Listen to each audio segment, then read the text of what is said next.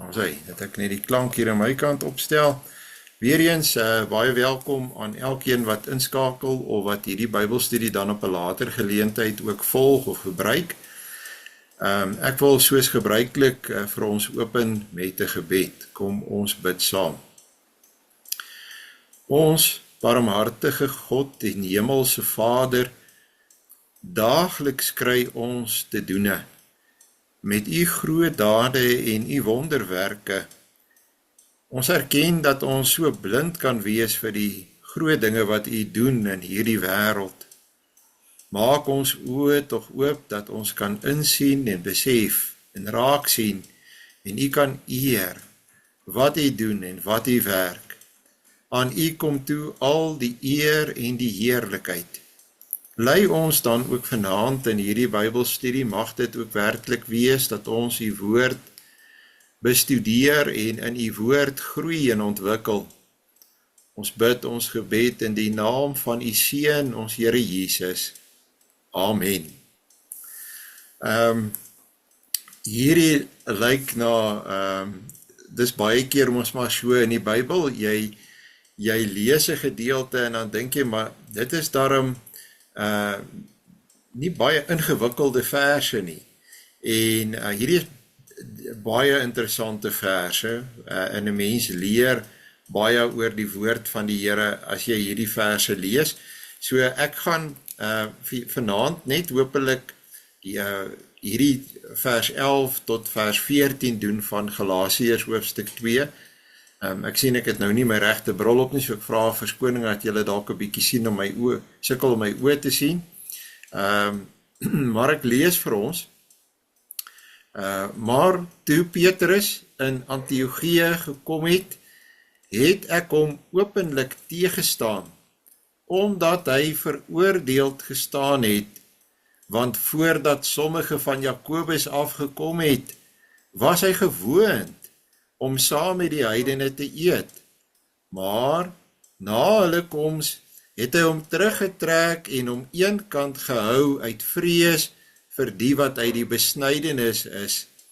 En saam met hom het ook die ander Jode gevyns, sodat selfs Barnabas hom laat meevoer het deur hulle gevyns. Maar toe ek sien dat hulle nie reguit loop volgens die waarheid van die evangelie nie, het ek vir Petrus in teenwoordigheid van almal gesê, as jy wat 'n Jood is, soos 'n heiden lewe, en nie soos 'n Jood nie, waarom dwing jy die heidene om soos Jode te lewe? Nou ja, hierdie gedeelte het 'n historiese agtergrond, en 'n mens kan agterkom dat Paulus verwys hier spesifiek na Petrus en Petrus se optrede. Nou, ek wil hiermee saam uit die woord van die Here 2 hoofstukke gaan lees, wat baie belangrik is.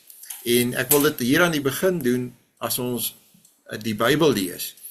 En ek glo daar dat 'n mens moet kom by die woord van die Here, en jy moet nie net oor die woord van die Here praat nie, maar jy moet die Bybel lees sodat die Here met jou deur sy woord praat, nie, dat jy die Here se woord hoor.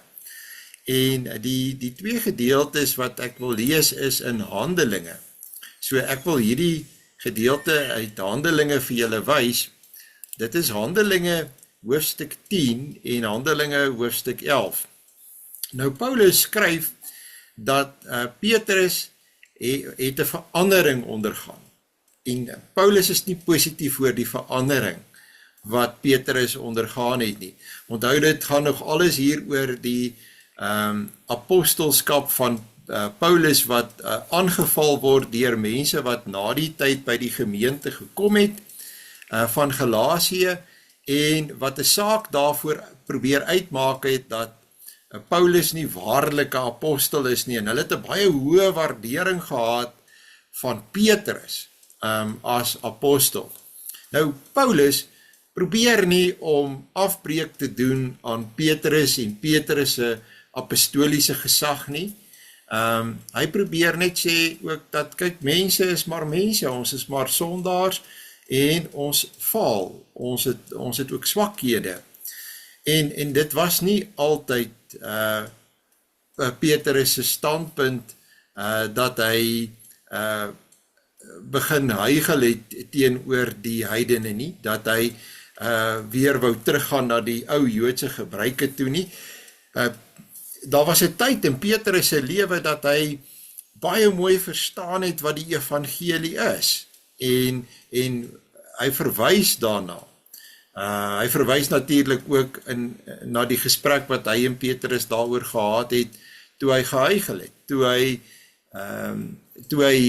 die spoor bietjie byster geraak het, wil 'n mens sê. En ons het almal nodig om van tyd tot tyd reggehelp te word, en daarmee behoort ook nie 'n probleem te wees nie.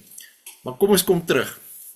In Handelinge 10 lees ons, en Handelinge 10 is 'n belangrike hoofstuk in die boek Handelinge, want dit vertel vir ons toe die Heilige Gees geloof werk in die harte van mense wat uit 'n heidense agtergrond kom en wat nie tradisioneel Jode is nie. En nou word daar vir ons vertel, en ek gebruik die 1953 Afrikaanse vertaling, en daar was in Caesarea 'n man met die naam van Cornelius, 'n hoofman oor 100 van die sogenaamde Italiaanse leerafdeling. Hy met sy hele huis was vroom en godvreesend en het baie almoese aan die volk gegee en was altyd deur in die gebed tot God. Hy het duidelik in 'n gesig omtrent die 9de uur van die dag 'n engel van God na hom sien inkom en vir hom sê, Cornelius. En hy het die oë op hom gehou en vol vrees gesê, wat is dit my Heer? Toe antwoord hy hom, jou gebede en jou almoese het voor God in gedagtenis gekom.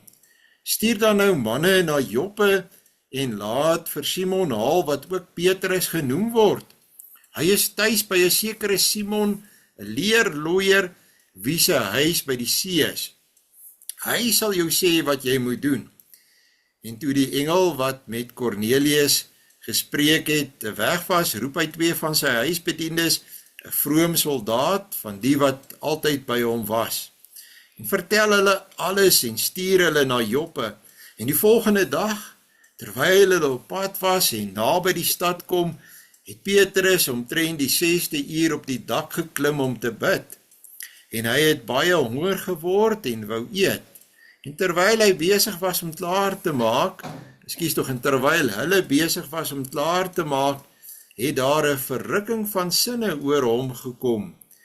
Hy sien die hemel geopend en 'n voorwerp soos 'n groot laken na hom afdaal, wat aan die 4 hoeke vasgebind is en op die aarde neergelaat word.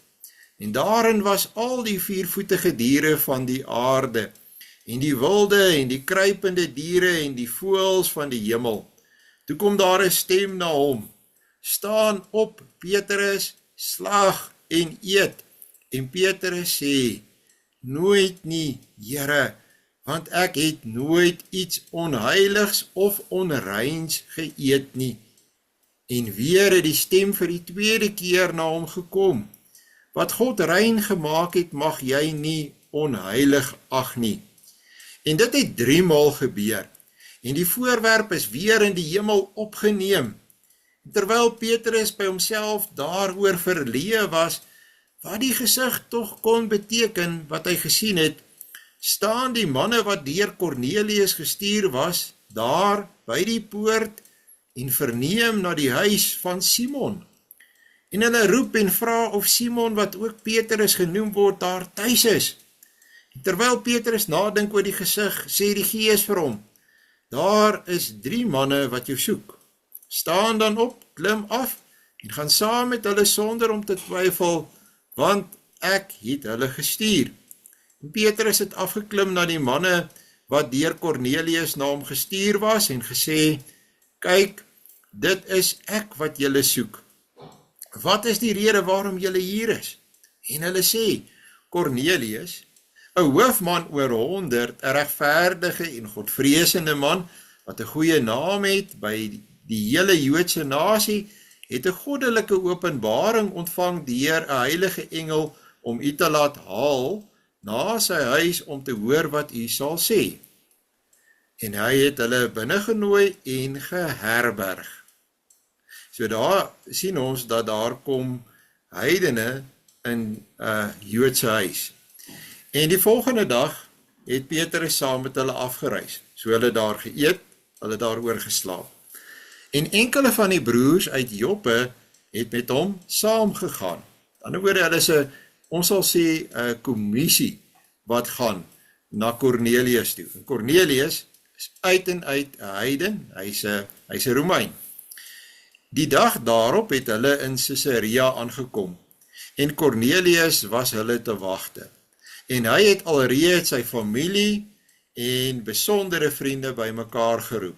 Daar mag Jode tussen hulle gewees het, maar daar was ook waarskynlik 'n groot gedeelte van hulle was definitief mense wat nie Jode was nie, maar wat kom uit 'n heidense agtergrond. Toe Petrus dan binnekom het Kornelius hom tegemoet gegaan en aan sy voete neergeval en hom hulde bewys. Maar Petrus het hom opgerig en gesê, staan op, ek is self ook maar 'n mens.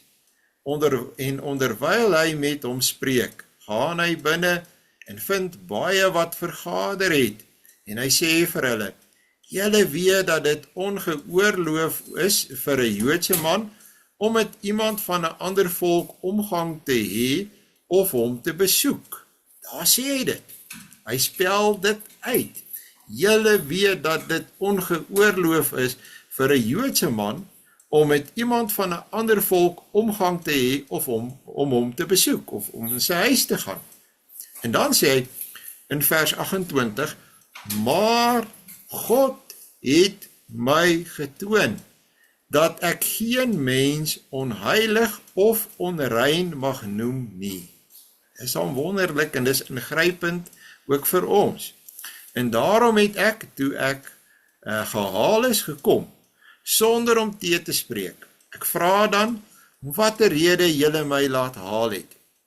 En Kornelius sê, 4 dae gelede was ek besig om te vas tot op hierdie uur, en die 9de uur het ek in my huis gebid. En met eens staan daar 'n man voor my in 'n blink kleed en sê, Kornelius, jou gebed is verhoor en jou almoese is voor God in herinnering gebring.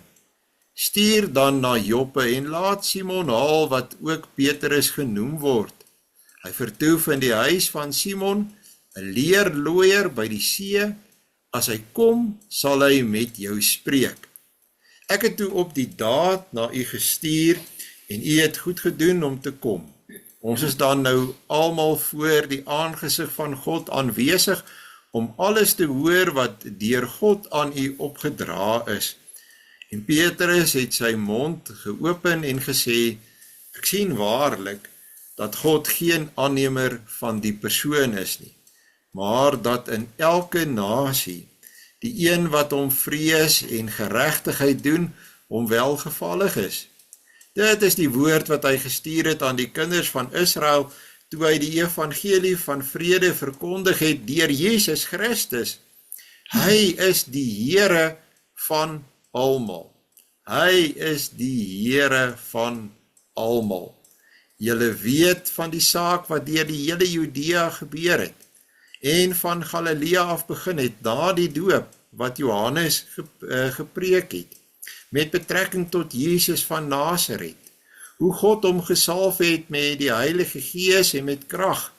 Hy het die land deurgegaan, goed gedoen aan en almal genees wat onder die mag van die duiwel was, omdat God met hom was. En ons is getuies van alles wat hy gedoen het in die Joodse land en in Jerusalem. En hulle het hom omgebring deur hom aan 'n kruishout op te hang. Hom het God op die 3de dag opgewek en beskik dat hy sou verskyn, nie aan die hele volk nie, maar aan getuies wat deur God van tevore verkies was, aan ons wat met hom saam geëet en gedrink het nadat hy uit die dode opgestaan het.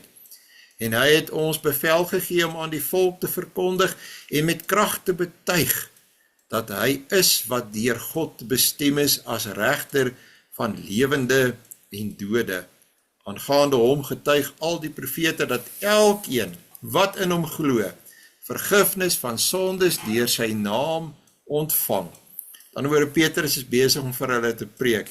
Hy preek in 'n heiden, 'n man wat voorheen 'n heiden was, 'n vreemdeling, sy huis, vir 'n gehoor van 'n gemengde gehoor op die beste van mense, en hy verkondig die evangelie aan hulle met 'n kommissie van Jerusalem by hom, wat bestaan uit Jode. En toe Petrus nog besig was om hierdie woorde te spreek, en dit is maar baie basiese woorde, nee, dan kom God en hy wys dat dit sy wil is dat hier 'n redding moet kom ook vir die heidene. Het die Heilige Gees op almal geval wat die woord gehoor het. En die gelowiges uit die besnydenis, almal wat saam met Petrus gekom het, die gelowiges uit die besnydenis is Jode, nee, in 'n heidense huis, was verbaas dat die gawe van die Heilige Gees ook op die heidene uitgestort is. So daar skryf Lukas, wat die skrywer is van Handelinge, dat hy hierdie mense beskryf as heidene. En die Jode wat daar is verbaas. Hier vind 'n geweldige oorgang plaas, en Petrus moes sy vooroordeele eenkant sit, en hy moes meng met heidene. En hy het dit gedoen. Want hulle het gehoor hoe hulle in tale spreek. So daai selfde openbaring van die Heilige Gees wat ons gehad het in Handelinge 2, word ook weer hier gesien. Dis duidelik dat dit is dieselfde Heilige Gees wat besig is om hier te werk in mense wat dan voorheen heidene was. Want hulle het gehoor hoe hulle in tale spreek en God groot maak. Toe het Petrus begin spreek. Niemand kan tog die water weer dat hierdie mense wat net soos ons die Heilige Gees ontvang het, nie gedoop word nie. So nou sê Petrus, 'n radikale ding nie, en kyk hoe ver gaan hy, in hoe hy die heidene wat nou gelowig word akkommodeer. Hy sê vir die kommissie daar by hom, wat bestaan uit Jode, hy sê dit kan tog nou nie verkeerd wees as ons hierdie mense dan ook nou doop nie. En hy gaan dan ook daartoe oor en hy doop hierdie mense. En hy het beveel dat hulle gedoop moet word in die naam van die Here. Toe het hulle hom gevra om nog 'n paar dae te bly. En selfs daai woorde is belangrik. Met ander woorde, hy kom in 'n huis van 'n heiden, hy verkondig die evangelie, hy doop hulle selfs, en nou bly hy 'n paar dae daar by hulle, en dit het alles begin dat hulle gebly het in die huis van Simon, 'n leerlooier, en Simon is ook weer 'n Joodse naam. So hier gebeur iets radikaal in die Bybel. Jy kry dat mense van verskillende agtergronde, van verskillende volke, verskillende tale, en mense wat voorheen heidene was, nou met Jode gemeenskap beoefen. Nee, hulle eet saam, hulle praat saam, hulle leef saam, hulle doen saam. Goed, nou gaan hierdie mense terug Jerusalem toe. En in Jerusalem is hulle nie so baie opgewonde oor dit wat daar gebeur het nie. En dit word beskryf in Handelinge hoofstuk 11. En dit gee belangrike agtergrond tot Galasiërs hoofstuk 2. Want Galasiërs hoofstuk 2 vertel vir ons van mense wat anders dink. En mense wat probeer om mense weer anders te beïnvloed om te sê, maar hierdie onderskeid wat daar is, wat God gemaak het tussen Jode en heidene, dit moet nog steeds geld. En die heidene moet eers aan sekere dinge verander voordat hulle kan gesien word as gelowiges. Terwyl as ons nou gelees het in Handelinge 10, en dit gaan onder andere oor Petrus se optrede, dan het Petrus self by die punt gekom en gesê, daar's niks verder nodig nie. Dis nie nodig dat hierdie mense besny moet word voordat ons hulle doop nie.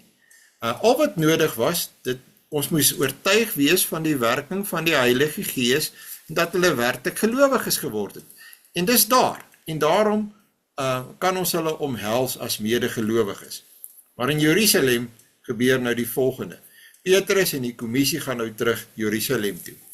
En die apostels en die broers wat in Judea was, het gehoor dat die heidene ook die woord van God aangeneem het. En die mense nou dink, dit moes net daar gestop het. En hulle moes bly gewees het. Maar hulle was nie seker, of was dit nou die regte ding nie. En hulle het die kommissie met Petrus dan ook gevra, kom verduidelik julle optrede. En toe Petrus opgaan na Jerusalem, het die wat uit die besnydenis was, met ander woorde Jode, met hom getwis. Hulle was ongelukkig daaroor. En gesê, by onbesnede manne het julle in die huis gegaan en saam met hulle geëet. Met ander woorde, julle breek die reël. Die reël wat Petrus self vir hulle gesê het. Maar onthou nou, wat was die aanleiding? Hoe dat God vir Petrus gewys het, hierdie reël gaan ons nie meer volgens meewerk in die toekoms nie. Want God is tog die maker van daardie reël, maar hy kan daardie reël ook verander. En dis wat hy doen, dis wat hy vir Petrus wys. En Petrus het begin en vir hulle die loop van die saak uiteengesit en gesê. Nou, dis hoekom ek hy hele hoofstuk vir julle gelees het. En Petrus het begin en vir hulle die loop van die saak uiteengesit en gesê, ek was in die stad Joppe in gebed en in verrukking van sinne het ek 'n gesig gesien. 'n Voorwerp het uit die hemel neergedaal, soos 'n groot laken wat aan die 4 hoeke uit die hemel neergelaat word. En dit het tot by my gekom. En toe ek die oë daarop hou en dit waarneem, sien ek die 4-voetige diere van die aarde, en die wilde en die kruipende diere en die voëls van die hemel. En ek hoor 'n stem vir my sê, staan op, Petrus, slag en eet. So wat doen Petrus nou? Hy sê, wag 'n bietjie, kom ek vertel vir julle wat dit hier gebeur, en nou vertel hy vir hulle van hierdie verrukking van sinne wat hy beleef het. Maar ek antwoord, nooit nie, Here, want niks onheiligs of onreins het ooit in my mond ingegaan nie. En die stem het die tweede keer my uit die hemel geantwoord, wat God rein gemaak het, mag jy nie onheilig ag nie. En dit het 3 maal gebeur, nie net 1 keer nie. En alles is weer opgetrek in die hemel. En dadelik staan daar 3 manne voor die huis waar ek was, wat van Caesarea na my gestuur was, en die Gees het vir my gesê dat ek saam met hulle moes gaan, sonder om te twyfel.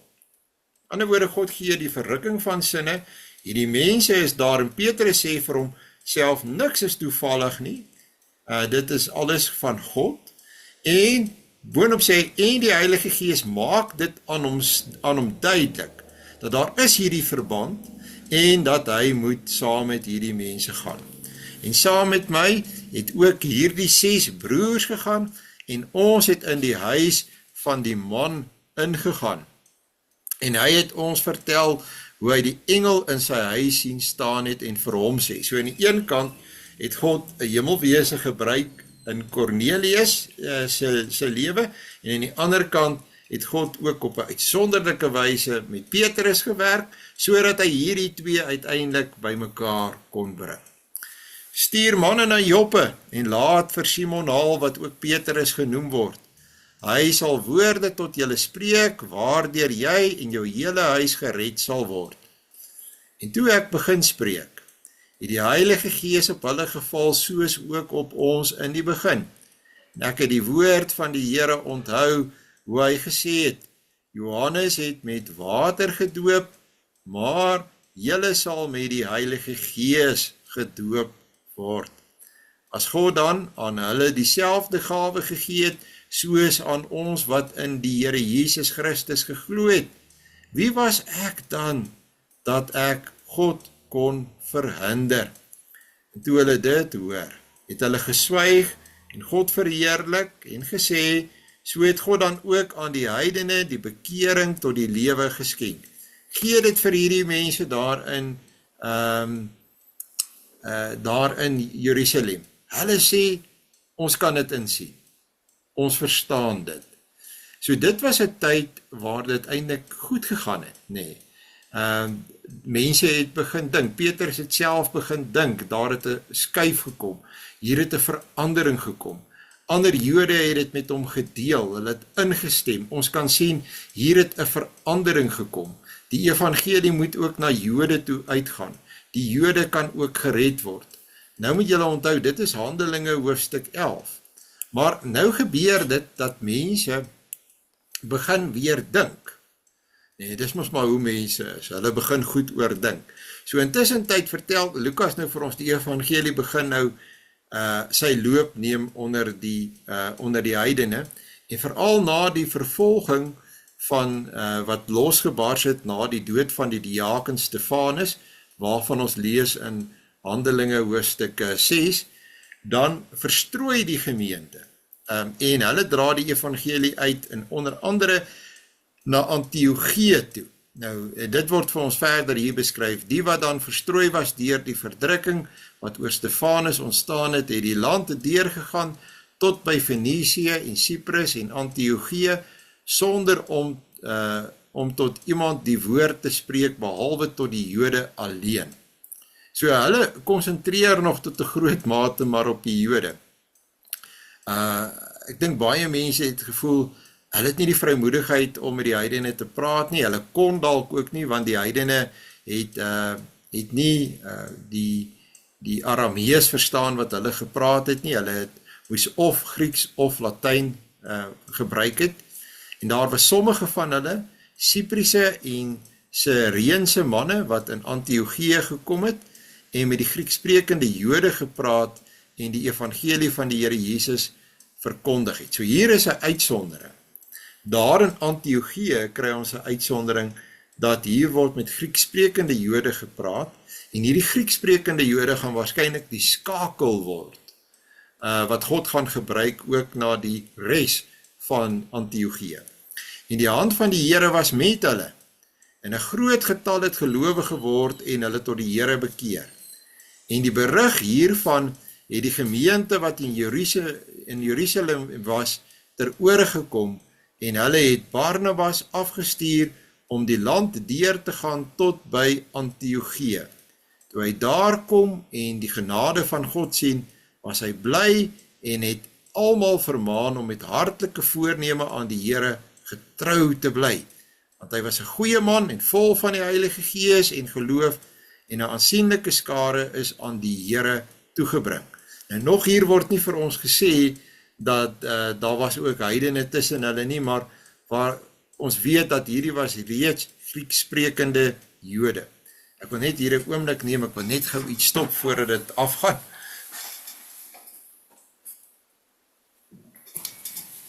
Baie dankie. Toe vertrek Barnabas na Tarsus om Saulus te soek, en toe hy hom kry, het hy hom na Antiochië gebring. So hier kom Paulus nou in die prentjie, nee. So 'n mens beleef, as jy Handelinge lees, beleef jy iets van hierdie tye in die vroeë kerk, en hoe dat mense probeer sin maak van die heidene en die plek van die heidene, en wat moet die heidene doen, en wat is nodig vir die heidene. Maar Petrus het eerstehands beleef dat God het gesê, ek maak hier 'n oorgang, en julle mense moet hierdie oorgang nou maak. En hulle het 'n hele jaar lank in die gemeente saam vergader en aan 'n aansienlike skare onderwys gegee. En die disippels is in Antiochië vir die eerste keer Christene genoem. Goed, so kom ons keer nou weer eers terug na ons gedeelte uit Galasiërs. Ek kan dit dalk sommer so doen op hierdie wyse. Maar sy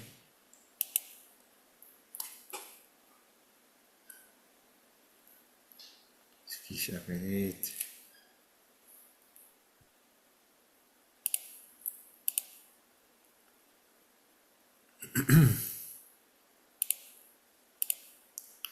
Also, goed, maar toe Petrus in Antiochië gekom het, so op 'n stadium, ons weet, en ek gaan net so vinnig dit vir julle weer noem, dat die gemeente van Antiochië in Syrië, onthou daar's 2 Antiochië's gewees, het vir Paulus en vir Barnabas uitgestuur met die eerste sendingreis, en op 'n stadium het Petrus ook daar gekom. Toe Petrus daar gekom het, skryf Paulus, het ek hom openlik teëgestaan, omdat hy veroordeeld gestaan het, omdat hy iets gedoen het wat verkeerd is. Nou wat het Petrus gedoen wat so verkeerd is? Wat Paulus so oortuig van was, Petrus verkeerd was. Want voordat sommige van Jakobus afgekom het, met ander woorde, Jakobus is waarskynlik dan hier verwysende na Jerusalem, so daar het mense van Jakobus afgekom in Antiochië, en toe verander Petrus. En hier kan ons dan ook agterkom dat die gemeente van Antiochië het nie net uit Grieksprekende Jode bestaan nie, maar daar was ook mense wat uit 'n heidense agtergrond uitgekom het en wat nog nie besny was byvoorbeeld nie. Was hy gewoond om saam met die heidene te eet? Nou dis niks niets nie, sal ons sê. Want ons het reeds gelees in Handelinge hoofstuk 10 dat Petrus het dit gedoen. Hy was eintlik 'n baanbreker. Hy het saam met die afvaardiging van Cornelius geëet in Simon die leerloier se huis. Daarna het hy in die huis van Cornelius ingegaan. Hy het daar gebly vir dae, hy het daar geleef, hy het daar geëet, hy het saam met hulle daar geleef in daardie huis. So, dis regtig nie radikaal nie, so dit klink alles vir ons nog reg.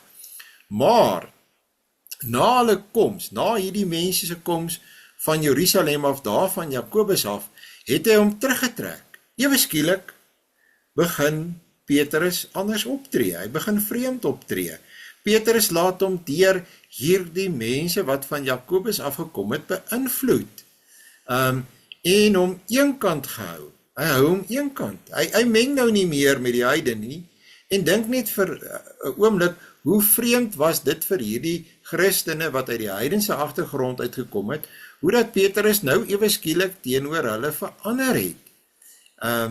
Het hy om eenkant gehou uit vrees vir die wat uit die besnydenis is. Petrus laat hom beïnvloed deur mense en wat mense gaan dink en wat mense gaan sê. Nou, dis verkeerd. Jy mag nie dat jou optrede as 'n Christen beïnvloed word deur die gevoel of die mening van ander mense nie. Ons lewe word tog bepaal deur die woord van God en nie deur die menings of die gevoel van ander mense nie. En saam met hom het ook die ander Jode geveins. En toe begin die ander Jode dit ook te doen. So ewe skielik is hier besig om 'n baie gevaarlike situasie in die gemeente van Antiochië te ontstaan, en Petrus veroorsaak dit, want hy is 'n leiersfiguur. Hy het 'n verantwoordelikheid as 'n leiersfiguur. Sodat selfs Barnabas, en die manier waarop Paulus dit hier sê dat Barnabas was vir hom eintlik die ergste. Want Barnabas was sy metgestel. Dit was sy vernoot in die bedieningswerk onder die heidene. Maar dat selfs Barnabas hom laat meevoer het deur hulle geveins. Petrus aan die een kant is 'n bietjie verder van Paulus af as wat Barnabas was. Om te dink dat daardie Barnabas van wie die Bybel sulke mooi dinge sê, dat selfs hy beïnvloed kan word deur mense. En dit behoort vir ons 'n baie ernstige waarskuwing te wees, want dit sê vir ons hoe maklik kan dit met ons gebeur. Dat ons beïnvloed word teen mense, op grond van die opinies van mense, van wat hulle dink of hoe ons moet wees, en dat ons nie ons lewe laat lei en bepaal deur die woord van God nie. Selfs Barnabas. Maar toe ek sien dat hulle nie reguit loop volgens die waarheid van die evangelie nie. Groot leiers in die kerk van die Here, en dit is onder andere ook iets wat gesê word van Johannes Calvin, net soos van Paulus, is mense wat bereid is om op te staan en teen die stroom in te gaan. As die stroom in een rigting vloei, en is duidelik die verkeerde rigting, dan sal 'n ware leier wat deur die Here geroep is opstaan en soos 'n paal bo water uitstaan eerder. Het ek vir Petrus in teenwoordigheid van almal gesê. En Paulus het dit nie gedoen om Petrus te verkleineer of afbreek te doen aan Petrus se gesag nie, maar almal daar wat geheel het en wat saam geveins het, moes gestop word. Dit was 'n kritiese oomblik vir die kerk van die Here in Antiochië. En daarom doen hy dit so. Dit is in die openbaar gedoen en dit moes in die openbaar aangespreek word. Dit is nie 'n kwessie van die weg van Matteus 18 hier nie. Hier is dit nodig om dit daar en dan dadelik openlik aan te spreek. As jy wat 'n Jood is soos 'n heiden lewe en nie soos 'n Jood nie, waarom dwing jy die heidene om soos Jode te lewe? Nou wanneer het Petrus opgehou om soos 'n Jood te lewe? Wanneer het Petrus die oorgang gemaak om te sê, dinge werk anderste in die koninkryk van die hemele? Wel, nie eers met Cornelius nie, maar baie jare vroeër, toe hy die Here Jesus se disipel was en die Here Jesus gevolg het. Want dink byvoorbeeld hoe dat die Here Jesus op 'n Sabbat hulle toegelaat het om die koringare uit te vryf en dit te eet. Hoe dat hulle saam met die Here Jesus in die huis van tollenaars, in die huise van tollenaars en sondaars gegaan het en daar saam met hulle geëet het, tot die ontsteltenis van die fariseërs. So, die Here Jesus self het vir Petrus en die ander disippels duidelik gewys dat hier word 'n oorgang gemaak. In die koninkryk van die Here werk dinge nou op 'n ander manier. Die seremoniële wette het hy kom vervul. En daarom is die evangelie nie net beperk tot die Jode nie, maar is dit werklik 'n evangelie vir alle mense. En omdat hierdie evangelie vir alle mense moet wees, werk dit nie meer met sekere dinge wat jy moet wees, byvoorbeeld jy moet 'n Jood wees, of sekere dinge wat jy moet laat doen, jy moet jou laat besny nie. Die evangelie is 'n baie eenvoudige, kragtige evangelie wat sê, dat in Jesus Christus is ons gered.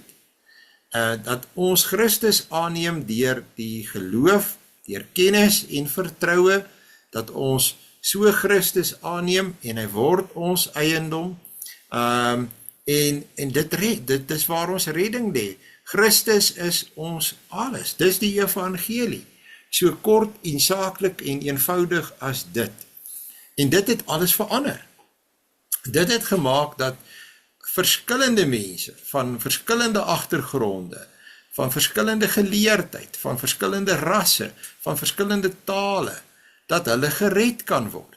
En dit bly dan ook deurlopend die boodskap van die Bybel, in die Nuwe Testament. Veral is dit baie duidelik. En natuurlik wys God dit ook in die Ou Testament, byvoorbeeld, as jy gaan kyk na die geslagsregister van die Here Jesus, is daar ook mense in sy geslagsregister wat nie Jode is nie. Rut, wat 'n Moabiet was, byvoorbeeld. Rahab, wat in die Kanaanitiese Jericho gebly het. So sy kom waarskynlik uit 'n Kanaanitiese agtergrond. So die Here wys al reeds in die Ou Testament dat sy redding is nie net beperk tot die Jode nie, maar dit word baie duideliker in die Nuwe Testament. En dis op hierdie punt waar Petrus die spoor begin byste raak het. En nou sê Paulus, moenie die spoor weer hier byste raak nie. En ek dink is steeds relevant vir die kerk vandag, want baie mense redeneer dat die evangelie is net vir sekere mense. Ook veral onder ons eie mense is daar mense wat die idee dat iemand wat gered is, lyk so. En dis nie wat die Bybel sê nie. Ek wil julle ook wys byvoorbeeld op 'n bekende gedeelte, wat my altyd na in die hart lê en wat ek hou van die boek Openbaring. Ek wil julle wys op Openbaring, wat in die boek Openbaring weer klink die volgende refrein.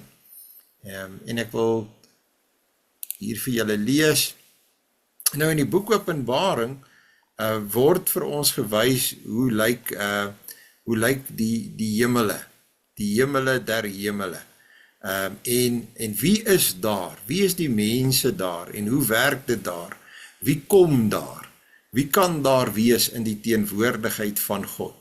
Nou, jy het hierdie troonvisioen in Openbaring hoofstuk 4 en Openbaring hoofstuk 5, vir 'n oomblik hier teruggaan, en daar is hierdie groot koor tot die eer van die Here wat aan hom lof toebring, en hy sê onder andere byvoorbeeld in vers 13, en elke skepsel wat in die hemel en op die aarde en onder die aarde en wat op die see is, en alles wat in hulle is, het ek hoor sê, aan hom wat op die troon sit en aan die lam kom toe, die lof en die eer en die heerlikheid en die krag tot in alle ewigheid. En die 4 lewende wesens het gesê, Amen. En die 24 ouderlinge het neergeval en hom aanbid wat lewe tot in ewigheid. Elke skepsel sluit ook sekerlik mense in van verskillende agtergronde. En dan uiteindelik kry ons dit ook so, dat hulle wat die lof van God besing is mense van alle volke, tale en nasies. En aan elkeen van hulle, dit is nou, lees ons in Openbaring hoofstuk 6 vers 11, en aan elkeen van hulle is wit klere gegee, en aan hulle is gesê dat hulle nog 'n klein tydjie moet rus, totdat ook hulle medediensknegte en hulle medebroers wat nog gedood sou word, soos hulle voltallig sou wees. En ek het gesien dat hy die 6de seël oopmaak, en kyk, dan kan julle nou maar verder lees, maar kyk 'n bietjie of julle ook hierdie lyn dwars deur die boek Openbaring sien, van hoe dat die volk van die Here bestaan. Ek weet, hier word gepraat van die 12.000 verseeldes, dit is simbolies in Openbaring hoofstuk 7, maar dan kyk jy byvoorbeeld na vers 9 in Openbaring 7, en na hierdie dinge het ek gesien, en kyk, daar was 'n groot menigte, wat niemand kon tel nie, uit alle nasies, en stamme, en volke, en tale. Hulle het gestaan voor die troon en voor die lam, bekleed met wit klere, en met palmtakke in hulle hande, en hulle het met 'n groot stem geroep en gesê, Heil aan onse God wat op die troon sit en aan die lam. Ek sê weer eens, so omvattend as wat hy dit kan beskryf, doen Johannes dit, hy sê, uit alle nasies en stamme en volke en tale. En ek sal seker nie anders te kan as om ook te verwys, en ek doen dit ook graag, na die opdrag wat die Here Jesus vir ons gee, in Matteus 28 nie, as hy dan sê, gaan dan heen, maak disippels van al die nasies, en met nasies bedoel hy spesifiek, ook die heiden nasies, en doop hulle in die naam van die Vader, en die Seun, en die Heilige Gees, en leer hulle om alles te onderhou wat ek julle beveel het. En dit is juist waarop Paulus hom toelê. En hy wys vir die Galasiërs, dat dit is waarmee hy besig is, en dat daar was 'n tyd wat Petrus hier ontspoor geraak het, wat Petrus deur Paulus aangespreek moes word, en tereg. Paulus doen dit nie met die bedoeling om Petrus sleg te maak nie, maar dood eenvoudig om te sê, ek het gedoen wat ek moes, ek het met hom daaroor gepraat, en Petrus het blykbaar ook ingestem en ingesien, net soos wat ons gelees het, die gemeente van Jerusalem ingesien het, toe die einste Petrus vir hulle sy optrede teenoor Cornelius verduidelik het. Goed, so dit is 'n geweldige agtergrond wat 'n mens in gedagte moet hou, maar dit is belangrik dit vorm 'n mens se eie gedagtes, jou eie siening van hoe jy jouself sien as deel van die kerk van die Here, wat jy ook sien as jou opdrag, hoe jy jou lewe inrig, hoe jy jou lewe beplan, wie is die mense wat almal saam met jou kan deel hê aan die kerk van die Here, en dit is eerder omvattend, dit is uitgebreid. God het nie grense soos wat mense grense het nie. En ek dink ons moet ons denke rondom dit 'n Bybelse raamwerk kry, 'n Bybelse lewens- en wêreldbeskouing. Goed, ek gee vir julle geleentheid vir enige vrae, as julle dalk enige vrae het, of opmerkings, is julle baie welkom om dit met ons te deel.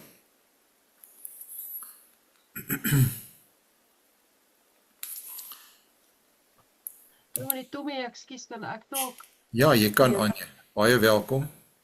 Dankie. Dit het vir my opgeval, ons het 'n kommentaar gelees van iemand wat sê hoe moeilik dit vir Paulus moes gewees het om dit onder hierdie omstandighede te doen. Ja. Gesien in die lig daarvan dat Petrus eintlik so gesaghebende figuur in die Joodse geloof was. Ja. Onder die Jode van daardie tyd. En Paulus eintlik half, soos ek het verstaan, meer 'n youngster was. Ja. En ook nie soveel gesag kon afdwing in die omstandighede. Ja, inderdaad. So dit was kom baie uitdagend. Ja, inderdaad.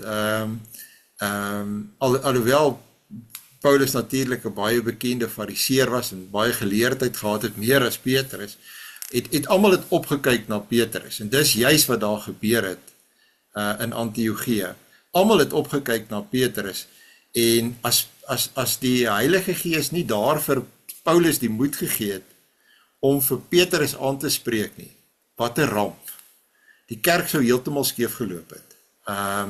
En ja, inderdaad, die Heilige Gees het Paulus gelei, en dit moes vir hom verskriklik moeilik gewees het.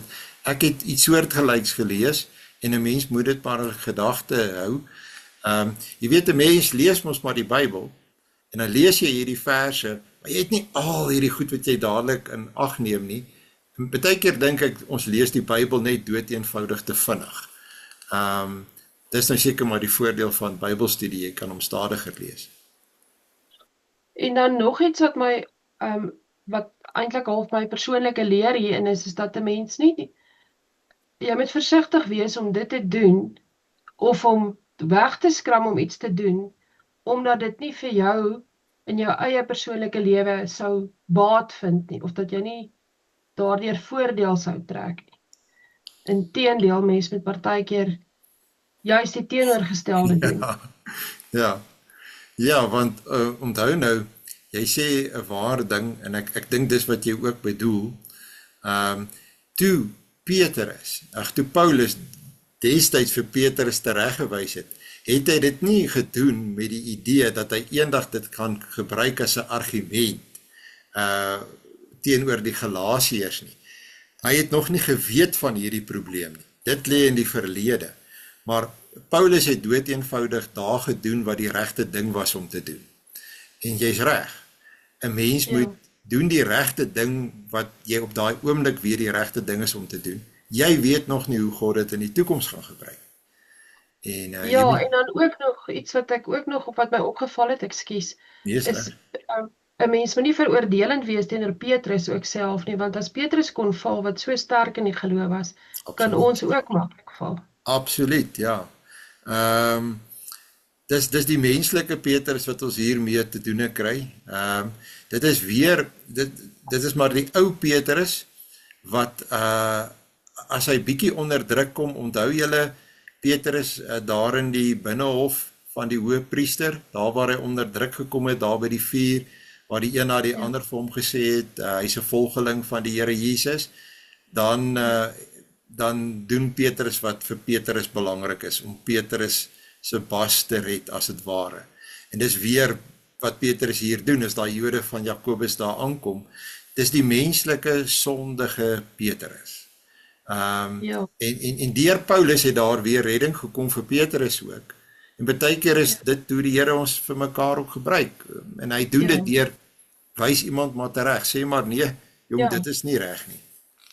Ja, ek dink dit bring juist die menslikheid en ons medegelowigheid heel na vore, omdat ons mekaar moet aanspoor Ja, tot meer getroue diens aan God. ja, En dan wil ek graag 'n vraag vra. vra gerus. Ehm dit voel vir my asof hier 'n riglyn moet wees van wanneer ons 'n streep moet trek om in die openbaar iemand reg te wys en wanneer om iemand op die weg van Matteus 18 te lei. Kan Dominee dalk vir ons 'n bietjie Ja, duideliker? ja, wel, kyk, ek is besonder lief vir die kerkorde, die kerkorde is gebaseer natuurlik op die Bybel en op die belydenisskrifte. En as jy die tig artikels gaan lees hier na die einde van die kerkorde toe, hier van artikel 71 af, kry jy al daardie artikels wat, hoe werk ons met mekaar as daar iets verkeerd is. Dan kom jy agter dat daar word 'n onderskeid gemaak tussen heimlike en openbare sondes. En as 'n sonde, soos die wat Petrus hier gedoen het, is 'n openbare sonde, want almal het daarin begin deelneem, almal het daarvan geweet, dan moet dit openbaar ook aangespreek word. En die versoening moet ook in die openbaar plaasvind. Maar as dit 'n heimlike sonde is, waar dit iets tussen jou en iemand anderste is, dan is die kerkorde volg dan natuurlik baie nou gesê die weg van Matteus 18. Dan is dit die weg van 'n vermaning tussen jou en daardie persoon. Byvoorbeeld, neem drankmisbruik. So drankmisbruik sal byvoorbeeld in een geval weet ek daarvan, of sê nou maar die eggenoot kom sê, hier is drankmisbruik.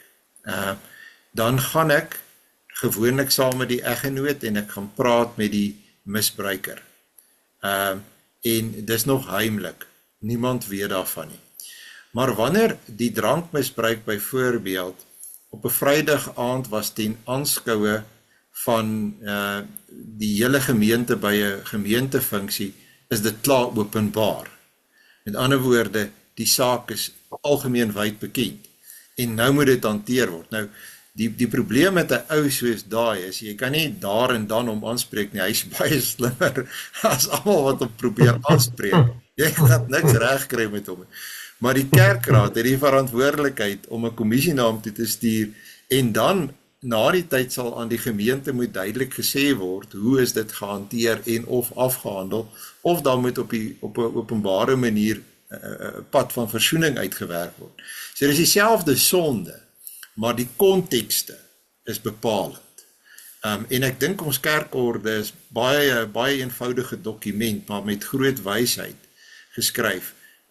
Maak voorsiening vir hierdie vraag wat jy vra, tussen wat is, en ek hou van die onderskeid, en ek beskou dit as 'n Bybelse onderskeid tussen heimlike en openbaar. Dit kan presies dieselfde sonde wees, maar dit afhangende van die konteks bepaal dit die optrede. Dankie Dominee. Help dit? Ja, nee, dit doen baie dankie. Okay. Okay. Nog opmerkings of vrae? Ek waardeer dit, vrees ek dat julle saamgesels. Goed, ek is dankbaar, ek is jammer, ek moes die tyd so skuif, maar ek het belangrike werk gehad om te doen. Dankie dat julle my kon akkommodeer. As die Here wil, sal dit môreoggend op tyd wees, op die normale tyd. Ek sal die skakel vir julle voorberei en vir julle stuur. Ek wil vra dat julle saam met my sal bid. Ons Vader wat in die hemel is, U is ons soewereine God wat ons ganse lewe beheer en bestuur. En dankie dat ons ook die geleentheid van U af ontvang het om vanaand hier by mekaar te kon kom rondom U woord, en dat U weer ons werklik baie geleer het, maar ons ook begelei hoe ons lewe moet inrig en leef. En ons kyk Here alleen na U vir redding en alles wat goed is in ons lewe. En ons kan U net loof en dank dat U soveel bemoeienis met ons maak. Baie dankie vir U woord en vir die rykdom wat U vir ons in U woord beskik het, en dat ons die voorreg het van hierdie Bybelstudie. Ons bid dan dat U in hierdie nag U hande oor ons uitgestrek sal hou, maar dat U ons ook as sondaars genadig sal wees. En ons vra dit van U in U Seun se naam. Amen. Ek wil vir julle almal baie dankie sê dat julle ingeskakel het vanaand en 'n mooi en 'n geseënde aand vir julle almal.